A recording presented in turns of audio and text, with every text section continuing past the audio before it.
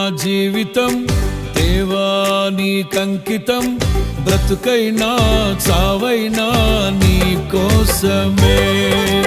ఇదిగో నా జీవితం దేవా నీకంకితం, బ్రతుకైనా చావైనా నీ కోసమే.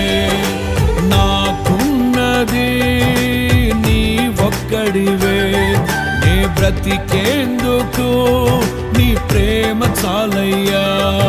ఆరాధింతును నా పూర్ణ హృదయముతో, నిన్ను ఘనపరతును నా జీవితాంతము.